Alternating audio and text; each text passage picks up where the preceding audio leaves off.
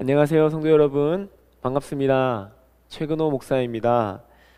지난 시간 우리는 마태복음 둘레길 첫 번째 시간으로 마태복음 빌드업을 함께 해보았습니다. 마태복음의 뼈대를 함께 세워보았는데요. 오늘은 두 번째 시간으로 별을 보고 걷다, 별을 보고 걷다라는 제목으로 함께 성경 공부를 시작해 보려고 합니다. 특별히 오늘은 지금 이 4월을 맞이하여서 우리 주변에 벚꽃이 만개하고 있는데, 오늘 성경 공부를 하면서도 우리가 이 벚꽃이 만개한 둘레길을 함께 걷는다라는 그러한 기쁜 마음으로 함께 출발을 해보고자 합니다. 자, 오늘은 그 예수님의 족보 그리고 계보, 여기에 담겨져 있는 메시지와 의미를 함께 나눠보고자 합니다. 그리고 두 번째로는 이 마리아의 성령 잉태, 또 예수님의 탄생에 이르기까지의 여러 사건들, 그리고 마지막으로는 세례를 받으신 예수님, 그리고 또한 시험을 받으신 예수님께서 이 모든 일들을 겪으시고 마침내 시작하고자 하셨던 그 예수님의 삶과 사명에 대해서 함께 나눠보고자 합니다. 우리 성경 말씀으로는 마태복음 1장부터 4장까지 이어지는 내용입니다. 우리가 성경을 읽을 때 조금 난해하고 좀 읽기가 힘든 부분이 바로 이 계보, 이 족보에 대한 말씀 구절입니다. 이게 어떠한 의미가 있을까 그렇게 생각이 들기도 합니다. 그래서 성경을 읽다가 이 족보 부분은 그냥 스킵하고 넘어갈까, 이런 생각들 아마 해보셨을 것입니다. 자, 오늘 첫 번째 우리 큰 1번에 교재 보게 되면 아브라함과 다윗의 자손 예수, 이렇게 기록되어 있죠. 이 마태복음 역시 첫 번째는 예수님의 계보, 족보의 이야기로 시작을 합니다. 여러분, 마태에게는 왜 이 예수님의 족보, 이 예수님의 계보가 필요했을까요? 근데 이 계보라는 단어를 헬러 단어로 표현하면은 이 제네시스, 이 제네시스를 옮긴 것입니다. 영어로는 genealogy라고 하죠. 발음 괜찮았나요? 네. 그리고 우리는 이 제네시스를 우리 창세기로 우리는 익히 들어보았을 것입니다. 그래서 우리가 참고하고 있는 이 교재에 김기성 목사님의 마태와 함께 예수를 따라 이 책을 보게 되면은 마태복음 1장 1장을 이렇게도 옮겨볼 수 있겠다, 이렇게 말씀하고 있는데, 이런 것입니다. 마태복음 1장 1절, 아브라함과 다윗의 자손 예수 그리스도의 계보라, 이렇게 얘기하잖아요. 근데 이 계보 대신에 아브라함과 다윗의 자손 예수 그리스도의 창세기라, 이렇게 한번 표현을 해보셨더라고요. 저도 참 많은 공감을 좀 느꼈습니다. 이런 의미에서 보면은, 이 창세기 시작이라는 의미에서 보면은 마태복음 1장 1절로부터 시작되는 이 예수님의 계보, 이 계보를 통하여서 마태가 우리에게 전하고자 했던 의도는 예수 그리스도를 통하여서 이제부터 새롭게 시작될 새하늘과 새 땅, 예수님으로 인한 새로운 창조의 시작, 여기에 대해서 이 마태는 전하려고 한 것이 아닐까 고백해 봅니다. 그래서 오늘 교재에 보면은 우리 동그라미 1번 밑에 하이픈이 있는데, 거기다가 이렇게 한번 적어 보겠습니다. 예수 그리스도와 더불어 열리는 새하늘과 새 땅에 대한 선포, 이렇게 한번 적어보면 좋을 듯 합니다. 구약의 언약이 예수 그리스도를 통하여 이제 이 땅 가운데에서 새롭게 창조되고 새롭게 이루어지며 이 땅 가운데 새로운 시작, 복음의 시작, 생명의 시작이 이어지게 될 것이다. 이렇게 우리가 고백해 볼 수 있을 것입니다. 그리고 이 마태는 이 예수님의 계보를 3분할을 하고 있습니다. 마태복음 1장 17절에 그런즉 모든 대수가 아브라함부터 다윗까지 14대요. 다윗부터 바벨론으로 사로잡혀갈 때까지 14대요. 바벨론으로 사로잡혀간 이후부터 그리스도까지 14대더라. 그런데 이 14대, 왜 14대일까? 왜 14일까? 우리가 궁금해할 수 있는데, 가장 큰 지지를 받고 있는 설명은 이 14라는 숫자가 누구와 연관되어 있다?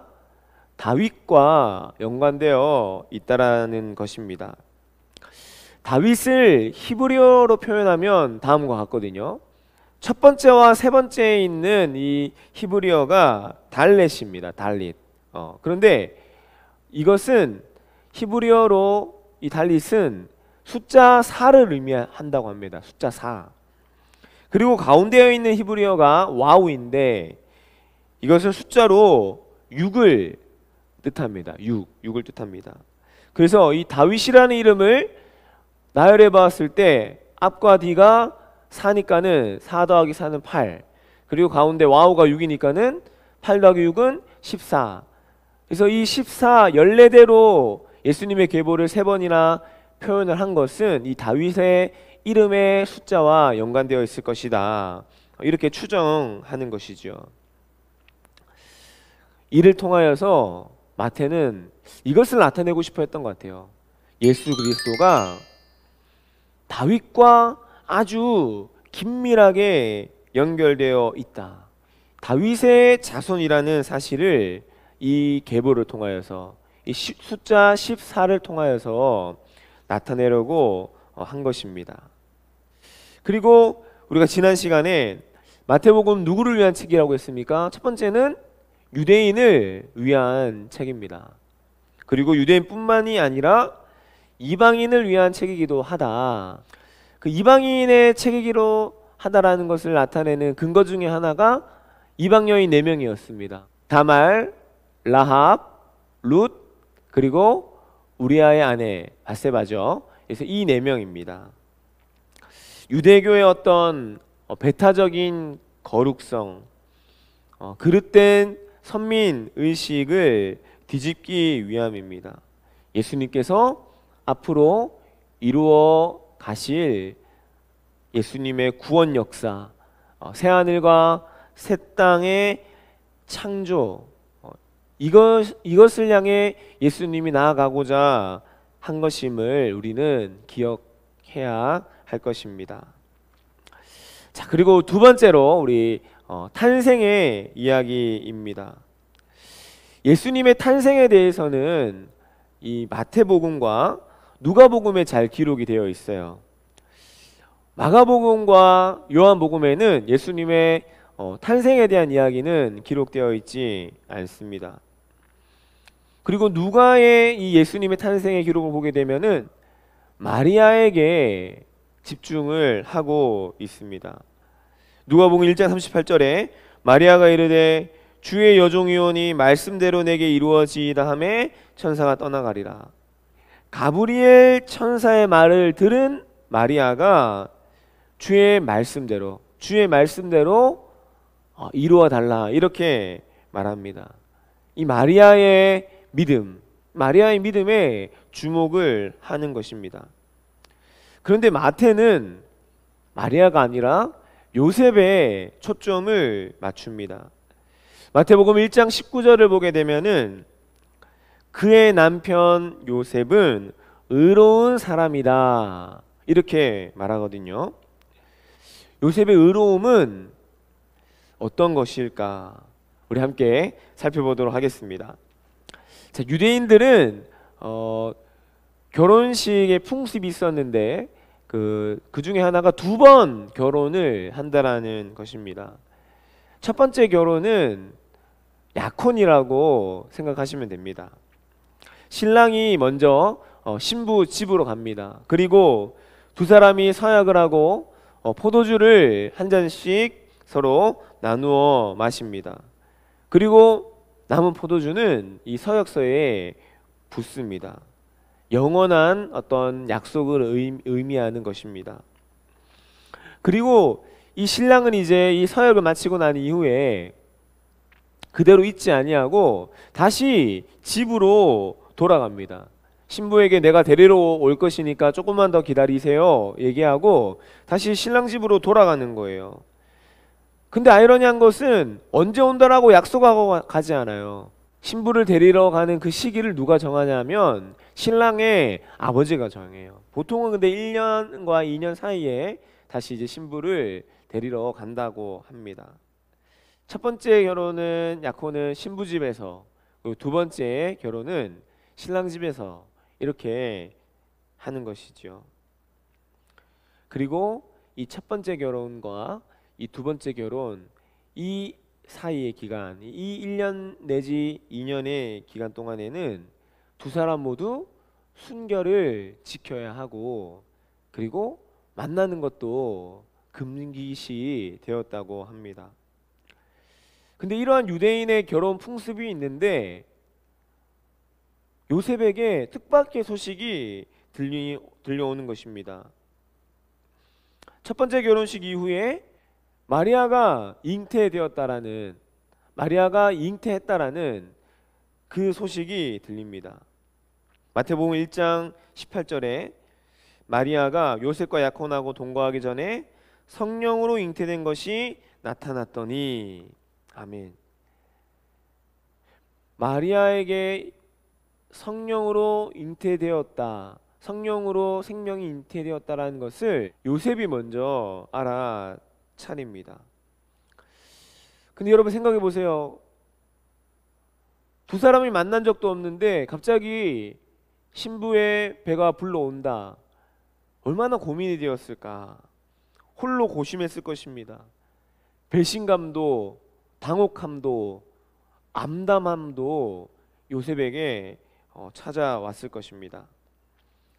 그런데 마태는 이 상황을 겪고 있는 이 요셉에 대해 설명하기를 요셉은 의로운 사람이라, 요셉의 사람됨을 이야기하고 있습니다. 성경에서 의로움, 이 의로움이라는 것은 참 어려운 말이기도 합니다. 사용되는 어떤 맥락에 따라서 그 의미가 많이 달라지기 때문입니다. 만약에 이 의로움이, 요셉은 의로운 사람이다, 여기 이 의로움이 율법에 의한 의로움이었다면 우리 신명기 22장 말씀을 생각해 볼 수 있습니다. 신명기 22장 23절과 24절을 보게 되면은 처녀인 여자가 남자와 약혼한 후에 중략해서 동침하면, 그리고 마지막에 그들을 돌로 쳐 죽일 것이니, 이렇게 말씀합니다. 이게 율법이었습니다. 이 말씀처럼 요셉은 율법에 의한 의로움이 있는 사람이었다고 한다면 마리아를 의심하고 이 부정의 길을 고발하고 잘못되었던 것을 바로 잡으려고 애썼을 것입니다. 그런데 오늘 말씀에서 얘기하는 이 요셉의 의로움은 그것이 아니었습니다. 율법에 의로운 사람이 아니라 사랑으로 의로운 사람, 자기중심적인 사람이 아니라 다른 이를 먼저 배려하고 긍휼히 여기면서 보호하고 덮어주는 그러한 사람이었습니다. 그리고 주의 사자가 이제 요셉에게 현몽하여 말하죠. 마태복음 1장 20절에 다윗의 자손 요셉아, 잉태된 자는, 마리아에게 잉태된 자는 성령으로 된 것이다, 이렇게 말했을 때 요셉은 1장 24절에 주의 사자의 분부대로 행하여. 이해되지 않고 경험해보지 않은 사건이었지만은 주의 사자의 분부대로 행합니다. 하나님의 뜻에 순종하는 것입니다. 그리고 21절에 보면은 이 아이가 태어나면 이름을 예수라 하라 했는데 25절에 예수라 하니라. 이름 짓는 것도 요셉은 순종합니다. 요셉은 순종의 사람이었습니다. 남의 허물을 드러내지 않고 감추어주고 덮어주는 의로움을 가진 사람, 그리고 성령의 말씀, 하나님의 말씀에 순종하는 사람, 그가 요셉이었습니다. 그래서 요셉이라고 하면 우리가 오늘 말씀에 나오는 요셉도 생각하지만 구약에 나오는 요셉도 우리는 기억할 것입니다. 구약의 요셉이 이스라엘의 역사의 어떤 새로운 창조, 출애굽기, 이 출애굽기와 창세기를 이어주는 역할을 한 사람이 이 구약의 요셉이었다고 한다면, 이 신약에 나오는 요셉은 예수님을 통하여서 창조되는 새로운 세계, 그리고 지난 세계, 옛 세계, 이 두 세계를 연결해주는, 이어주는 그러한 역할을 한다고 할 수 있겠습니다. 아울러서 이 마태는 예수 그리스도를 육신의 계보를 따라서 탄생한 인간으로서의 구원자로도 기록을 하고 있지만은, 이 마리아의 성령 잉태, 동정녀 탄생, 성령 잉태 사건을 통하여서 예수 그리스도께서 인간의 몸을 입고 온 인간적인 존재일 뿐만 아니라 신적인 존재라는 것을 드러내고 있습니다. 그래서 이 마태복음에 나오는 족보를 보게 되면은 누구누구가 누구누구를 낳고 이것을 표현할 때 모두가 어떤 능동적인 형태의 능동태로 기록을 하고 있거든요. 그런데 1장 16절에 보면 예수님의 출생에 대해서는 능동태가 아니라 수동태로 사용을 하고 있어요. 영어로 얘기하면은 뒤에 뭐가 붙냐면은 by God, 하나님에 의해서, 이것이 붙게 되는 것입니다. 예수님의 탄생, 여기에는 하나님의 의지적인 행위가 담겨져 있고, 그 하나님의 의지로 인하여서 예수 그리스도가 이 땅에 탄생하게 되었다라는 것을 이 마태는 강조를 하고 있습니다. 자, 그리고 두 번째로 보게 되면은 이 이름을 예수라 하라라는 제목입니다. 이름을 예수라 하라. 주의 사자가 요셉의 꿈에 현몽하여서 얘기하죠. 아들을 낳으리니 이름을 예수라 하라. 이는 그가 자기 백성을 그들의 죄에서 구원할 자이심이라 하니라. 아멘. 여러분, 이름과 존재는 분리되지 않습니다. 특히 성경에서는 더욱더 그러합니다. 예수님께서도 이미 태어나기 전부터 이름을 부여받았습니다. 그리고 이 예수라는 이 이름은 구약 성경의 여호수아, 이 여호수아를 헬라어로 음역한 이름이기도 합니다.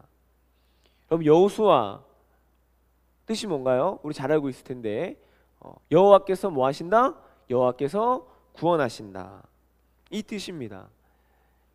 예수라는 이름 속에 이미 하나님의 구원 사역을 이루어 가실 분이라는 것이 암시가 되어 있습니다. 그리고 마태는 이 마태복음 1장 23절에서 이사야 7장 14절을 인용합니다.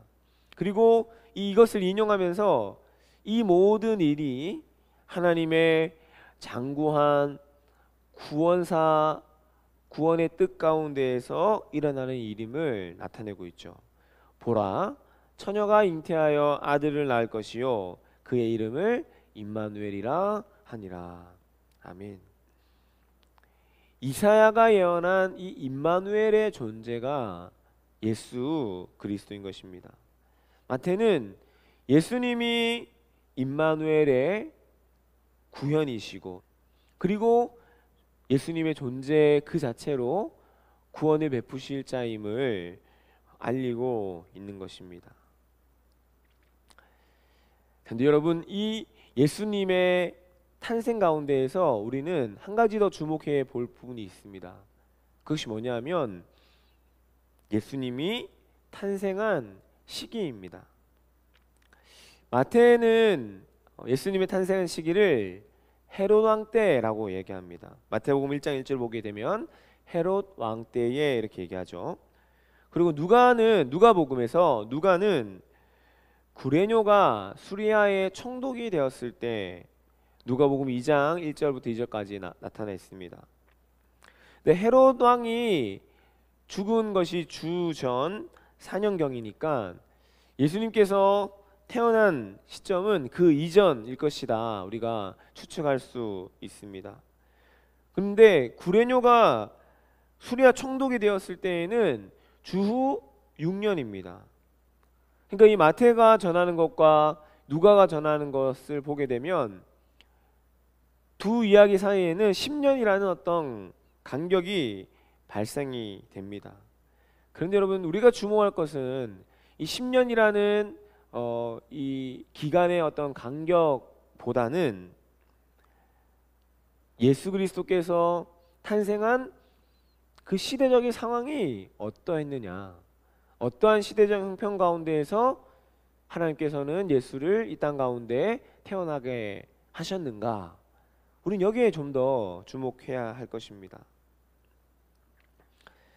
마태가 이야기하듯이 헤롯 왕 때에 예수님께서 탄생하셨다 이렇게 얘기하는데, 헤롯 왕은 권력력이 아주 강하였고 그리고 건축광이었다 이렇게 이야기합니다. 자기 권력을 넘보는 사람은 가차없이 죽였습니다.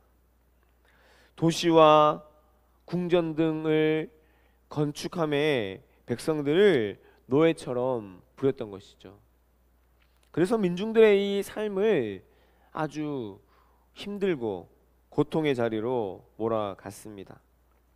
근데 이 헤롯 왕에게 치명적인 아킬레스건이 하나 있는데, 그것이 무엇이냐 하면 그가 반쪽 유대인이라는 것입니다.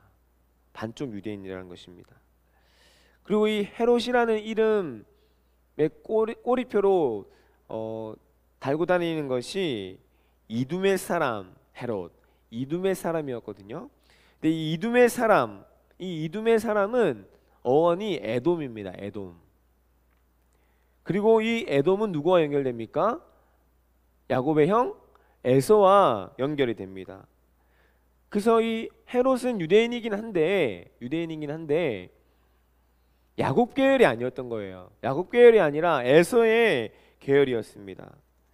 그래서 헤롯 성전을 지었거든요. 근데 이것도 이 헤롯의 어떤 신앙적인 표현이기보다는 이 유대인들의 환심을 사기 위하여서 지은 것으로 알려져 있습니다. 열등감이 많았던 사람이었습니다.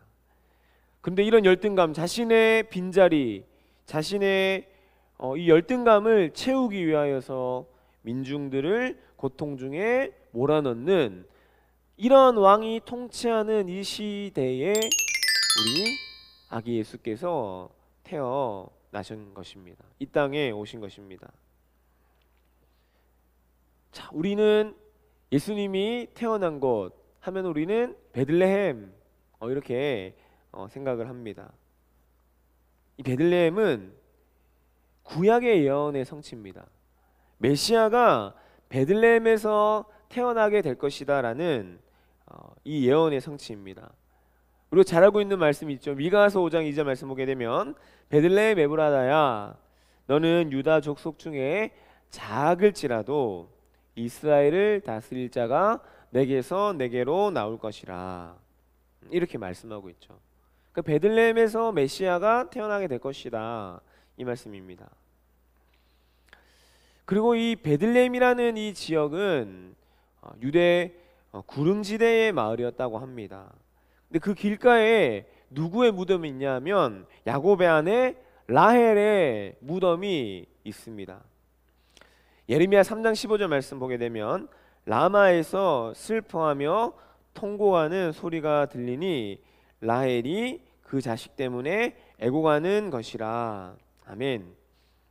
예레미야는 라헬을 재난을 겪은 후손들로 인해 무덤에서 통곡하고 있는 어머니로 이야기하는데, 하나님의 이 도우심을, 구원하심을 애타게 기다리는 이 라헬의 통곡 소리, 그 통곡 소리가 들려오던 곳이 어디 있냐면 이 베들레헴이었다라는 것이에요.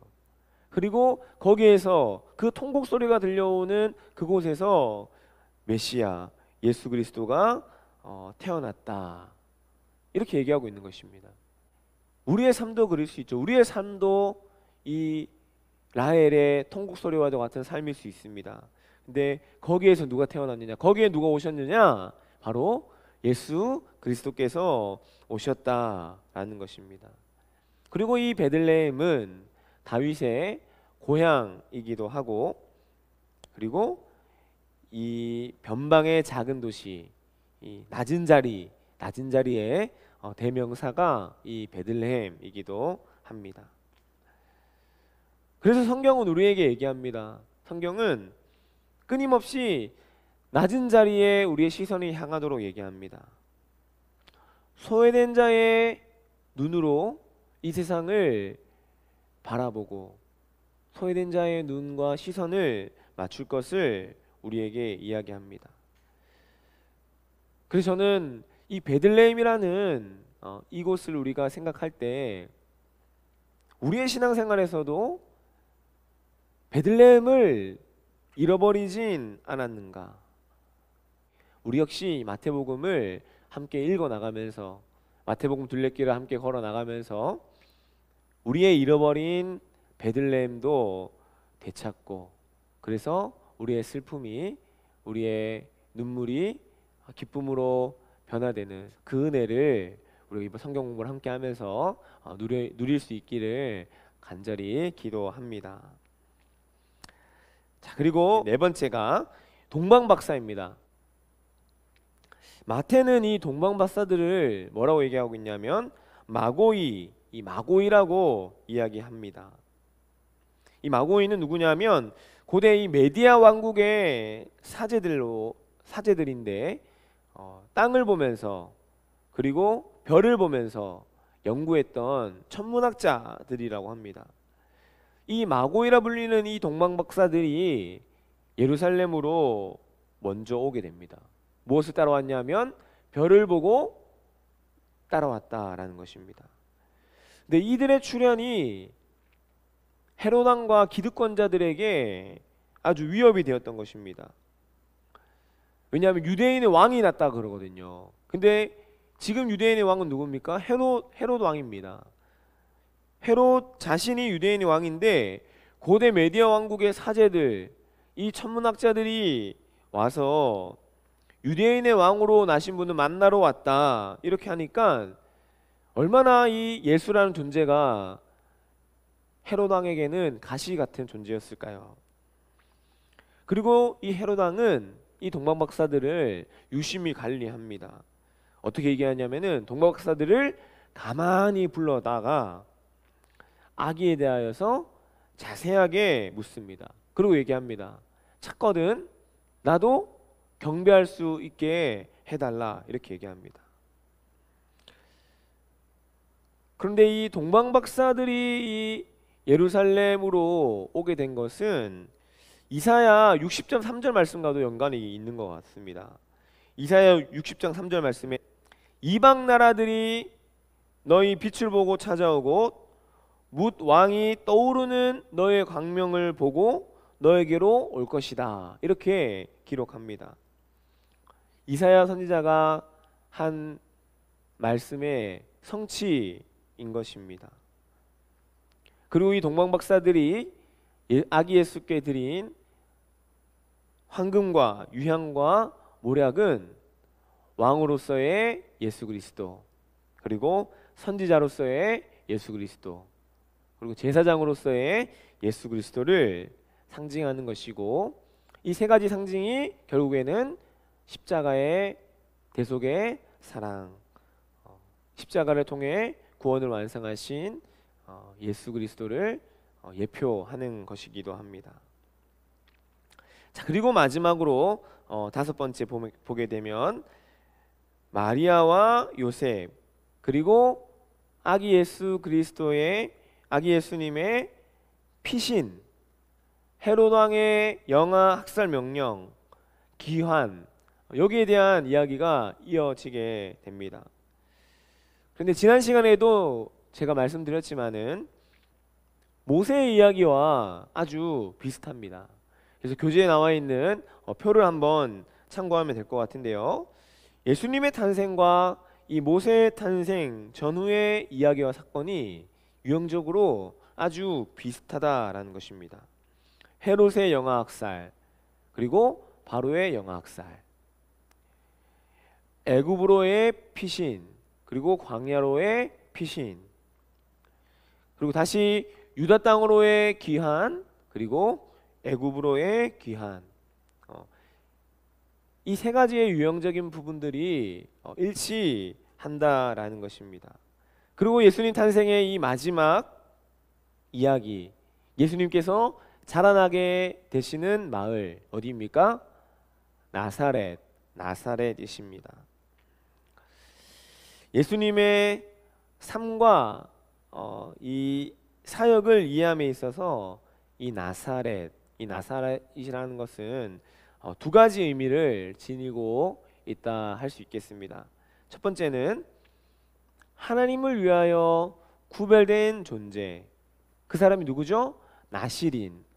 이 나시린과 이 나사렛과의 연결을 우리가 생각해 볼 수 있고, 두 번째는 이사야 11장 1절 말씀에 이새의 줄기에서 한 싹이 나며 그 뿌리에서 한 가지가 나서 결실할 것이요, 이렇게 말씀하는데, 이 예언의 성취로서 이 가지, 그 뿌리에서 한 가지가 나서 결실할 것이요, 이 가지를 넷제르라고 합니다. 넷제르. 그러니까 이 나시린, 넷제르, 이거와 관련된 것이 나사렛이다. 일종의 언어 유희적인 표현이기도 하지만 예수님의 삶을 나타내고 예수님의 사역, 그리고 구약의 성취를 나타내는 부분에서 이 나사렛과 이 나시린, 그리고 이 넷제르, 이것과의 연결은 아주 큰 의미를 가지겠다, 이렇게 말씀하고 있는 것입니다. 요한복음 1장 46절에 나사렛에서 무슨 선한 것이 날 수 있느냐, 이렇게 질문하잖아요. 그 사람들이 주목을 받지 못한다라는 것입니다. 멸시와 천대를 받게 될 것이다. 이 메시아가 겪게 되는 어떤 삶의 아픔들과 눈물들, 그 언약의 성취로 우리는 바라볼 수 있는 것입니다. 예수님께서 정착하시고 자라나신 고향 땅, 그리고 예수님의 사역의 삶의 본질, 삶의 중심이 바로 이 나사렛이다, 이렇게 우리는 생각해 볼 수 있습니다. 네, 그럼 우리 이제 세 번째, 우리 세례를 받으시다로 함께 나누어 보도록 하겠습니다. 마태복음 3장에서 이제 세례 요한이 등장합니다. 마태는 예수 그리스도의 공생의 사역을 이야기하기 전에 이 세례 요한을 등장시킵니다. 세례 요한은 이 구약과 신약의 통로와도 같은 사람입니다. 옛 세계의 어떤 마지막을 알리고 그리고 새로운 세계의 시작을 알리는 새벽의 종소리와도 같은 사람이 세례 요한입니다. 그리고 세례 요한을 구약의 엘리야와도 같은 존재다 이렇게 합니다. 이 세례 요한의 삶과 그가 살았던 거주지 그리고 그가 얘기했던 심판과 하나님 나라에 대한 어떤 선포, 회개의 선포를 볼 때 구약 선지자 우리 엘리야를 연상시키게 됩니다. 광야를 거처로 삼은 사람, 세상의 어떤 체제에 길들여지지 아니하고 믿음으로 자신을 지켜내는 사람, 약대 털옷을 입고 허리에 가죽띠를 띠고 메뚜기와 석청을 음식으로 삼은 사람. 아마 이런 세례 요한의 모습을 보면서 구약의 엘리야 선지자를 떠올렸을 것입니다. 그리고 말라기 3장과 4장 말씀 가운데도 보게 되면 이 말라기 선지자도 엘리야가 다시 올 것이다 이렇게 얘기했고, 마태복음 17장에서도 예수님께서는 바로 그 엘리야가 세례 요한이다 이렇게 말씀하십니다. 그리고 세례 요한에 대해서 얘기하기를 마태복음 11장에서는 여인이 낳은 자 중에서 가장 큰 자, 제일 큰 자 이렇게 얘기하고, 누가복음 1장에서는 제사장 가문 사가랴의 아들이다 이렇게 말하기도 합니다. 이런 세례 요한이 세상을 향해서 외치는 그 간절한 외침은 아주 단순합니다. 아주 명료합니다. 그것이 뭡니까? 우리가 잘 알고 있는 마태복음 3장 2절 말씀 가운데 회개하라 천국이 가까이 왔느니라. 이 짧고도 간결하고도 명료한 이 세례 요한의 외침은 사람들의 안이함을 깨트렸습니다. 사람들의 타성을 깨트리는 망치와도 같은 것이었습니다.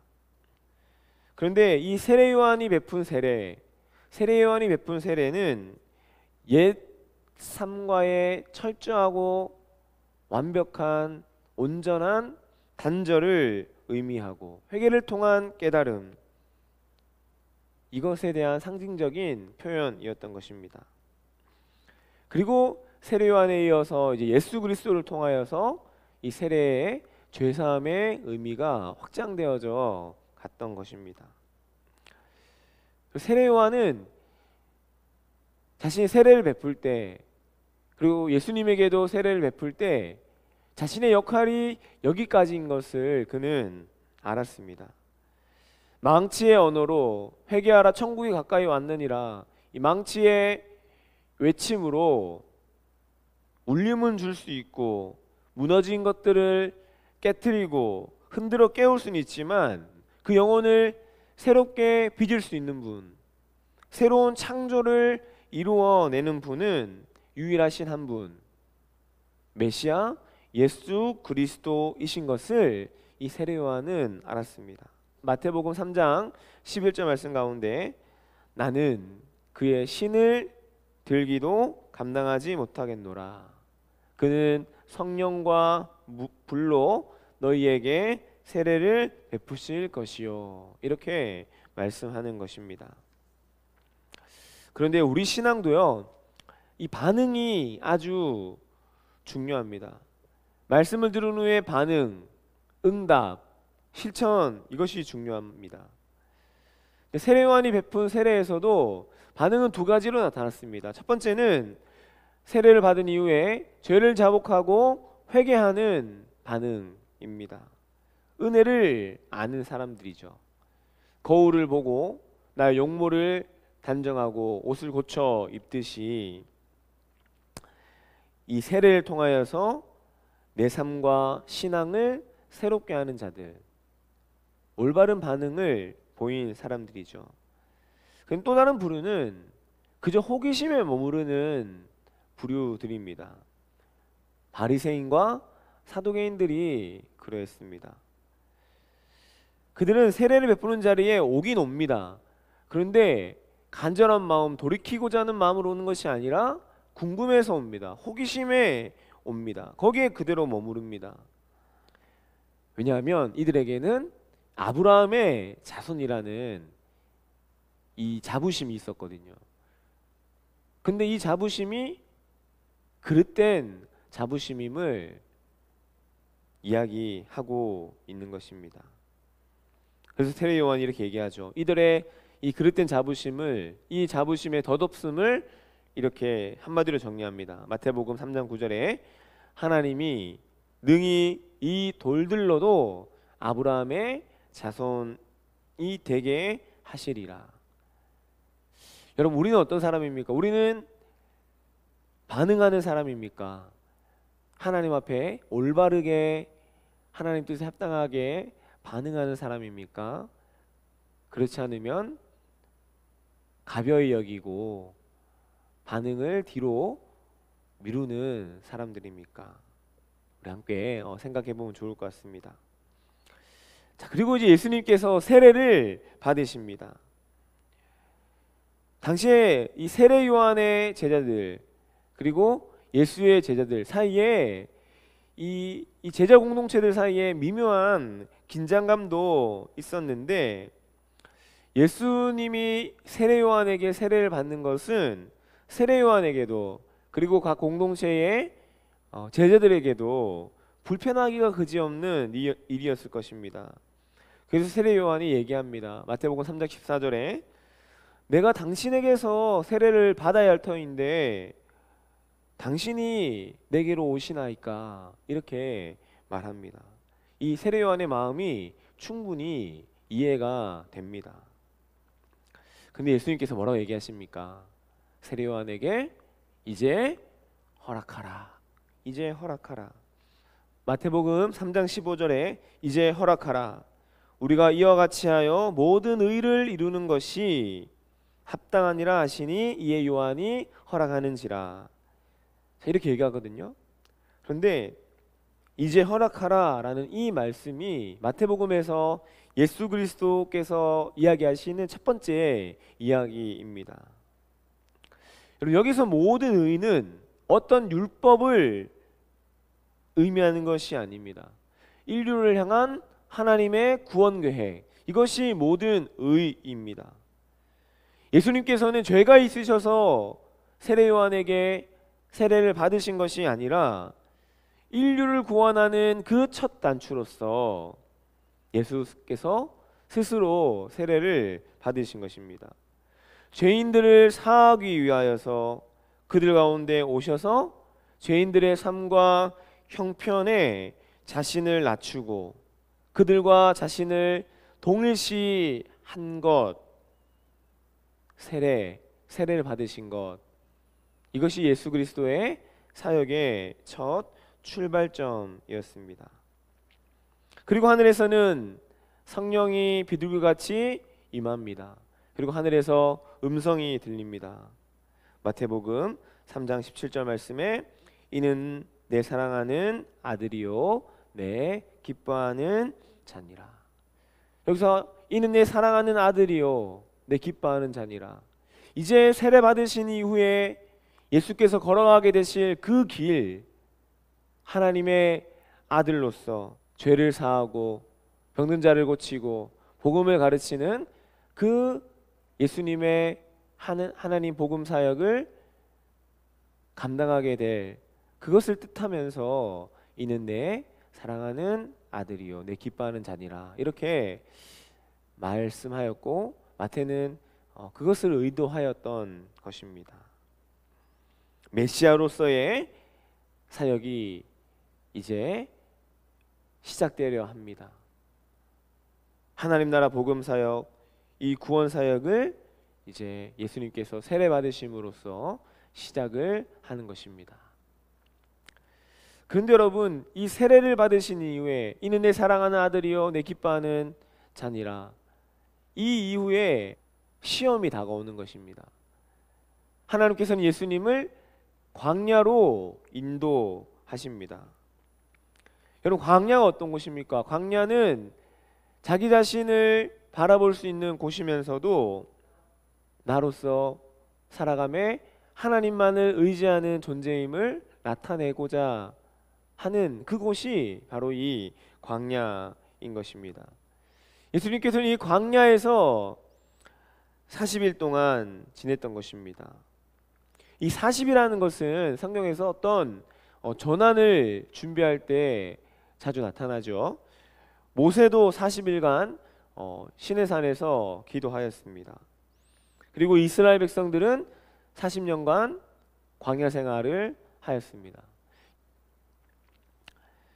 그런데 예수님께서 이 광야에서 성령에 이끌려 받게 되는 이 시험은 우리가 흔히 두 가지를 얘기하죠. 첫째는 유혹, 템테이션, 그리고 두 번째는 시험, 테스트입니다. 근데 이 유혹은 뭡니까? 인간의 욕심 때문에 시험 받게 되는, 인간의 욕심 때문에 하나님으로부터 등을 돌리게 되는, 이것이 유혹인 거죠. 그런데 오늘 예수님께서 만나게 되는 이 시험은 이 유혹이 아니라 하나님 뜻에 순종하면서 이 시험을 이겨내고 다음으로 향해 나아가는 어떤 그러한 과정으로서의 시험인 것입니다. 근데 사단이 어떻게 유혹합니까? 사단이 예수님에게 얘기합니다. 하나님의 아들이여든 첫 번째로 돌로 떡덩이가 되게 하라. 그리고 네가 하나님의 아들이여든 성전에서 뛰어내려 보라. 그리고 내게 엎드려 경배하면 이 모든 것을 너에게 주겠다. 이렇게 얘기합니다. 근데 사단은 아주 교묘하게 예수님께 네가 하나님의 아들이라면, 네가 하나님의 아들이기 때문에 돌로 떡덩이가 되게 할 수 있지 않겠느냐. 네가 하나님의 아들이기 때문에 성전에서 뛰어내려도 살려주지 않겠느냐. 이렇게 이야기하거든요. 근데 아주 교묘한 시험이라는 것입니다. 하나님의 아들이라면 시련이 없는 것입니까? 하나님의 아들이라면 기적과 도움이 무조건 나타나야 하는 것입니까? 기적과 도움이 나타나지 않으면 하나님의 아들이 아닌 것입니까? 예기치 않은 일로 아픔을 겪고 사랑하는 가족을 떠나보내고 순교하는 자들, 그럼 저들은 하나님의 아들이 아닌 것입니까? 우리가 하나님의 아들 된다라는 것은 상황과 형편에 따라 바뀌지 않는다라는 것이에요. 내가 시련을 겪어도 하나님의 아들입니다. 나에게 기적이 일어나도 혹 일어나지 않아도 우리는 하나님의 아들입니다. 그래서 예수님은 이 질문에 뭐로 대답합니까? 하나님의 말씀으로 대답합니다. 신명기 8장 3절 말씀에 사람이 떡으로만 살 것이 아니요 여호와의 입에서 나오는 모든 말씀으로 사는 줄을 내가 알게 하려 하심이라. 그리고 성전에서 뛰어내려라. 네가 하나님의 아들이기 때문에 성전에서 뛰어내려 보라는 이 사단의 시험에 신명기 6장 16절 너희의 하나님 여호와를 시험하지 말라. 그리고 마지막 만일 내게 엎드려 경배하면 이 모든 것을 주리라. 여기에 대해서 신명기 6장 13절의 말씀 내 하나님 여호와를 경외하며 그를 섬기며 그의 이름으로 맹세할 것이니라. 이렇게 말씀으로 이것들을 이 시험들을 이겨내고 아주 지혜롭게 이겨내시는 것이죠. 우리도 시험을 이기는 유일한 길, 유혹을 이기는 유일한 길, 하나님의 말씀이 되기를 바랍니다. 그리고 예수님께서는 이 모든 시험을 말씀으로 이겨내신 이후에 이제 공생의 사역, 하나님 나라 사역을 출발하시고 시작하십니다. 그 첫 번째로 제자들을 부르십니다. 그리고 부르심 받은 제자들이 예수님을 따라갑니다. 근데 누가복음에서 제자를 부르신 것과 마태복음에서 제자를 부르신 것에 일종의 차이가 좀 나타납니다. 그 차이가 뭐냐 하면, 첫 번째, 누가복음에서는 누가복음 4장 38절과 39절에서 베드로 장모 치유의 사건을 예수님이 이루어 주십니다. 베드로의 장모를 치유해 주시는 것입니다. 그리고 고기잡이 이적, 깊은 곳에 그물을 던져서 그물이 찢어질 정도로 고기를 잡게 되는 이 기적을 이 누가복음에서는 얘기하고 있어요. 그리고 나서 제자들을 부르시고 제자들이 따라갑니다. 마치 누가복음에서는 이러한 기적들을 보여주고, 그리고 그 기적을 경험한 제자들이 예수님을 따라가는 이러한 흐름으로 나타나고 있다라고 한다면, 마태복음에서는 이러한 기적이 나타나지 않습니다. 그저 예수님께서 제자를 부르시죠. 마태복음 4장 18절에서 22절까지 보게 되면은 제자들을 부릅니다. 나를 따라오라. 내가 너희를 사람 낚는 어부가 되게 하리라 하시니 그들이 곧 그물을 버려두고 예수를 따르니라. 아멘. 마태는 부름과 따름, 예수님의 부르심에 바로 따라가는, 바로 순종하고 나아가는, 이것을 마태는 강조하고 있는 것입니다. 그리고 이 공생애의 사역의 방향이 어떤 방향입니까? 마태복음 4장 23절, 가르치는 것, 전파하는 것, 그리고 치유하는 것, 이 세 가지 사역을 중심으로 예수님의 공생의 사역이 시작되는 것입니다. 하나님 나라 운동이 바로 이 세 가지의 사역인 것입니다. 예수님께서는 마태복음 4장 24절과 25절에 사망의 땅에 앉아 있는 사람들, 그늘에 앉아 있는 사람들을 찾으십니다. 갈릴리, 데가볼리, 예루살렘, 유다, 요단강 건너편에서 많은 사람들이 예수님을 찾아옵니다. 믿음이 있는지 없는지를 따지지 않습니다. 도덕적인 사람인지 그렇지 않은 사람인지를 따지지 않습니다. 다만 예수님께로 나오는 모든 사람들을 안아주십니다. 그들에게 따뜻한 품이 되어 주십니다. 이것이 예수님의 사역이죠. 이것이 하나님 나라의 사역입니다. 이것이 예수님께서 공생의 사역을 통하여 앞으로 펼쳐지게 될 가르치고 전파하고 치유하는 사역인 것입니다.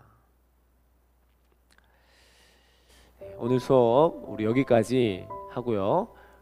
우리 다음 주 수업은 우리 그렇다면 예수님의 부르심받은 제자로서 우리는 어떻게 살아가야 할 것인가에 대한 부분을 우리 다음 시간에 함께 나누도록 하겠습니다. 다음 주에 다시 만나도록 하겠습니다. 여러분 감사합니다. 샬롬.